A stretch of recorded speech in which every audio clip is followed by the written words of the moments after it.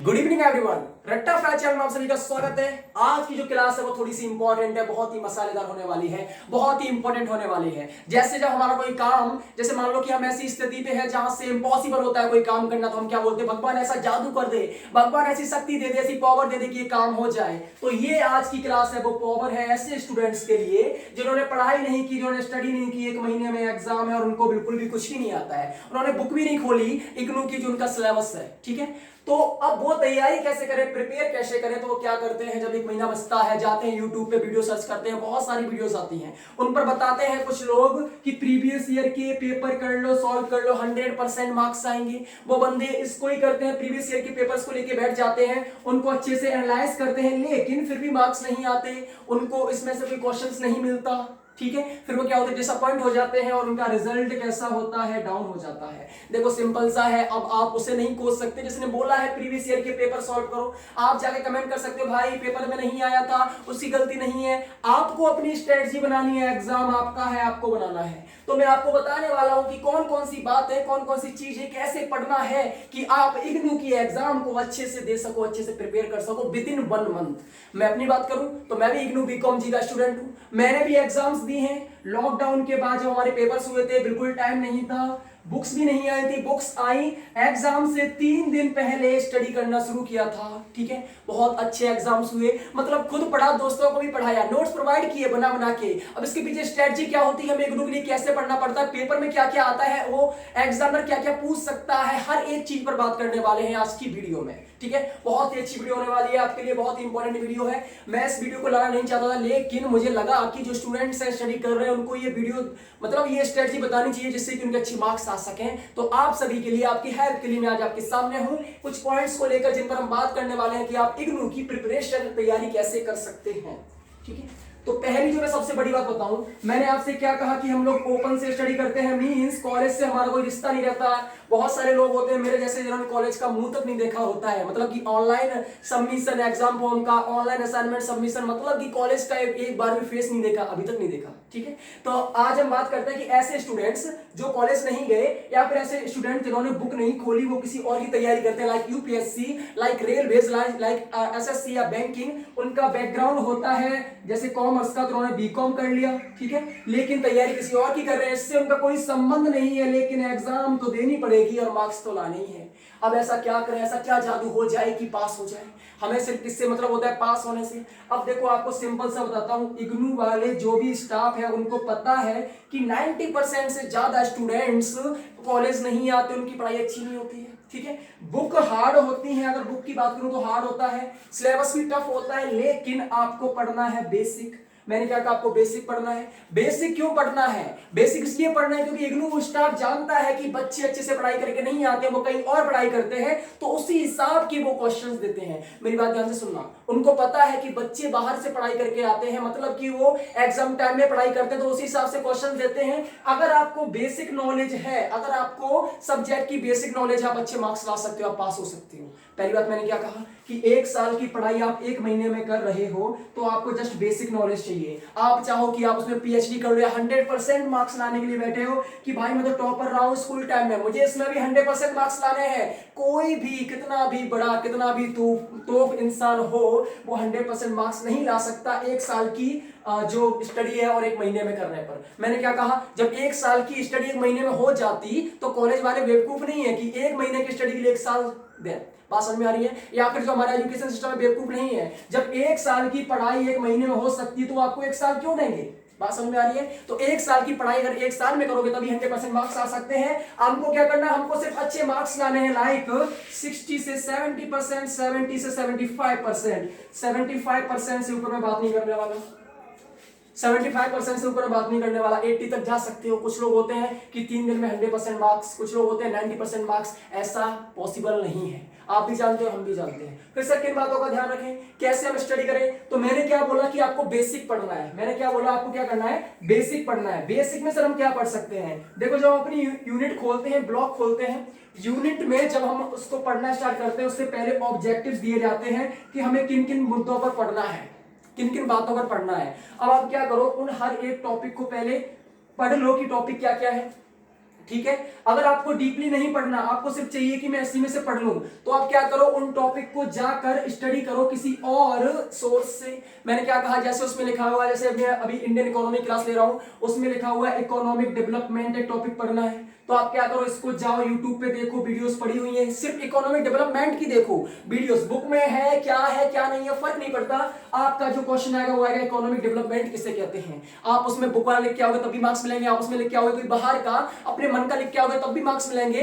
फर्क इससे पड़ता है कि आपको इकोनॉमिक डेवलपमेंट की नॉलेज है कि नहीं है। बात समझ में आ रही है। फिर दूसरा इसमें इकोनॉमिक सिस्टम्स है, किन किन पर वर्क करता है, वो भी इंपॉर्टेंट टॉपिक है, उसको भी जाओ यूट्यूब से पढ़ो, गूगल से पढ़ो, जहां से आपको अच्छा लगता है। अगर बुक की नॉलेज हार्ड लग रही है, आप गूगल पे जाओगे तो बहुत ही सिंपल डेफिनेशंस मिल जाती है, उनको नोट डाउन कर लो, ठीक है, उनसे नोट्स बना लो। मींस जो आपको दिख रहा है कि जो ऑब्जेक्टिव है उसमें कौन कौन से टॉपिक्स पर बात करनी है, कौन कौन से टॉपिक्स इंपॉर्टेंट है, किस किस को ज्यादा दिया गया है। देखो दूसरा, अगर कोई टॉपिक छोटे पेज में दिया गया है आप उस पर ज्यादा फोकस मत करो, कोई टॉपिक 2-3 पेज में दिया गया है आप उस पर फोकस करो, जस्ट ओवरव्यू लो। अब बात अपनी इकोनॉमिक डेवलपमेंट की, आपने क्या किया, 4-5 लाइन पढ़ ली, आपके मन में ओवरव्यू आ गया कि इकोनॉमिक डेवलपमेंट ये होता है। फिर आपको क्या करना है, अपने मन से लिख के आना है। बात समझ में आ रही है। आपको तैयारी करनी है, आपको कोई पीएचडी करने नहीं जा रहे हो, आपको क्या करना है, सिर्फ पास करना है। पासिंग के लिए आपको सिर्फ ओवरव्यू चाहिए, किसका, उस टॉपिक का। पहली बात समझ में आ गई। तो आप क्या करोगे, बेसिकली पढ़ो, जो टॉपिक्स है उनको एनालाइज कर लो अपने से, अगर चाहो तो नोट्स बना सकते हो, ठीक है। तो कौन से टॉपिक एनालाइज करने हैं, जो चैप्टर शुरू होने से पहले दिए जाते हैं ऑब्जेक्टिव में आपने देखा होगा बुक में, ठीक है। उन टॉपिक्स को उठाओ और एक एक करके टॉपिक को यूट्यूब से या किसी और सोर्स से पढ़ना शुरू कर दो, ठीक है। बुक से मैं क्यों नहीं बोल रहा हूं, बुक में बहुत ज्यादा हार्ड लैंग्वेज होती है, मन नहीं करता। किसी के पास बुक्स नहीं होती है, फिर वो पीडीएफ से पढ़ते हैं, पीडीएफ से मन नहीं करता, क्योंकि जैसे आप हो वैसे हम कोई बाहर से नहीं आए, इसी में पढ़ रहे हैं, हमारे साथ भी प्रॉब्लम्स आई हैं। तो उसका सॉल्यूशंस क्या है, टॉपिक को उठाओ, यूट्यूब पे जाओ, यूट्यूब पे वीडियोस पड़ी हैं उनको देखो, एक नहीं 2 वीडियोस देखो, जब टॉपिक आपका क्लियर हो जाए, ओवरव्यू आ जाए। जैसे मैं बात करूं कि संदीप के बारे में क्या जानते हो, आप बोलोगे कि इंग्लिश पढ़ाते हैं, वो हमारी हेल्प करते हैं, इकोनॉमी पढ़ाते हैं, इग्नू पढ़ते हैं, बीकॉम कर रहे हैं, बस ये ओवरव्यू चाहिए। उनके पापा का नाम क्या है, मम्मी का नाम क्या है, कितने भाई हैं, कहां के रहने वाले हैं, क्या खाते हैं, क्या पीते, नहीं चाहिए। बात समझ में आ रही, क्या चाहिए आपको, बस ओवरव्यू चाहिए। अगर क्वेश्चन आता है कि संदीप क्या है और उनकी स्ट्रेटजीज क्या है, तो आप उसको लिख सकते हो मन से कि वो पढ़ाते हैं और ऐसे पढ़ाते हैं, ये पढ़ाते हैं। हमने क्या बोला, सिर्फ आपको ओवरव्यू चाहिए, ज्यादा डीपली नहीं जाना है, ऊपर से टॉपिक को समझो। सबसे बड़ा अगर कोई महारत है, अगर कोई तीर है, अगर कोई पावर है, अगर कोई शक्ति है, जादू है इग्नू एग्जाम से प्रिपेयर करने का, तो बस यही है कि टॉपिक को ओवरव्यू लो, ऊपर से जाओ, अंदर से मत जाओ। अंदर जाओगे तो फंस जाओगे। मैंने क्या कहा, अंदर मत जाओ, अंदर से जाओगे फंस जाओगे, ऊपर से जाओ। जो एग्जामिनर है वो कभी डीपली क्वेश्चंस नहीं देता, वो सिंपल ऊपर से क्वेश्चन देता है।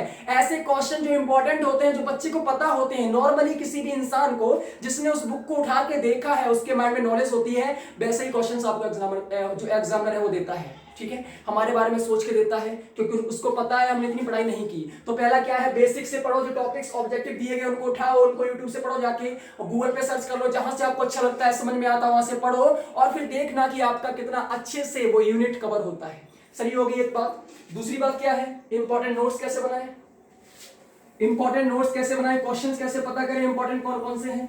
देखो, जब आप पढ़ोगे ना, जब दूसरी जगह से पढ़ोगे, तो जब आप उन सोर्स से पढ़ोगे तो आपको समझ में आ जाएगा कि ये क्वेश्चन कहीं ना कहीं इंपॉर्टेंट है, क्योंकि जिस टॉपिक की ज्यादा वीडियोस होंगी, जिस टॉपिक को ज्यादा इंपॉर्टेंस दिया जाएगा, वो इंपॉर्टेंट क्वेश्चन है। इंपॉर्टेंट क्या होता है, ऐसा टॉपिक जिसको ज्यादा इंपॉर्टेंस दिया जा रहा है, वो इंपॉर्टेंट क्वेश्चन हो गया, आप उस पर ज्यादा फोकस कर लो। कुछ ऐसे पॉइंट्स होते हैं जो इंपॉर्टेंट नहीं होते, लेकिन उनको पढ़ा दिया जाता है बुक में, उनको इग्नोर कर दो।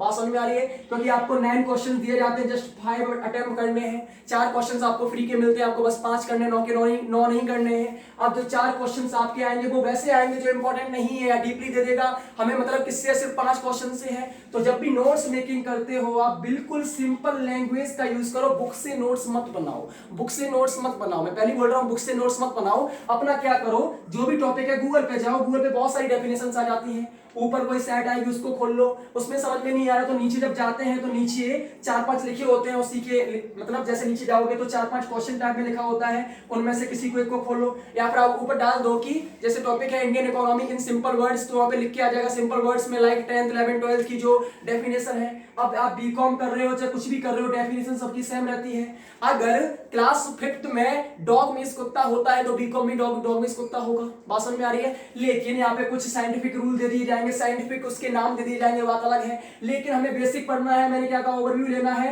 तो आप क्या करो गूगल पे जाओ, इन चीजों को सर्च करो, आपको डेफिनेशन मिल जाएगी, उसको लिख लो इंपॉर्टेंट नोट्स में। जब आप पढ़ोगे तो आपके लिए भी सिंपल रहेगा, ठीक है। अब तीसरी बात है कि बहुत सारे जो चैनल्स हैं वो बोलते हैं कि आप क्या करो प्रीवियस ईयर के पेपर उठाओ, ठीक है, उनको पढ़ना शुरू करो, उसके बाद उनको लगाओ, उनकी रिवीजन करो, इतना टाइम वेस्ट नहीं करना है, क्योंकि आप लोग भी जानते हैं कि इतना टाइम हमारे पास नहीं होता है। मैंने क्या बोला, आप जस्ट ओवरव्यू लो उन टॉपिक्स का, उनको पढ़ लो, उनके बनाए नोट्स बना लो, ठीक है, आपके अच्छे मार्क्स आ जाएंगे। अब वो एग्जाम आपने इतनी कर ली स्टडी, आपकी स्टडी के लिए इतना ही इंपॉर्टेंट है, ठीक है। और मैं इसमें कुछ बोलने वाला नहीं हूँ, जितना मैंने बता दिया उतना इंपॉर्टेंट है। कैसे पढ़ना है मैंने बता दिया, कैसे नोट्स बनाने हैं मैंने बता दिया, इंपॉर्टेंट क्वेश्चंस कैसे पता करना है मैंने बता दिया। इंपॉर्टेंट क्वेश्चन मतलब इंपॉर्टेंट टॉपिक, ऐसा टॉपिक जो इंपॉर्टेंट लग रहा है आपको, जिसमें बहुत सारा कुछ दिया गया है बुक में।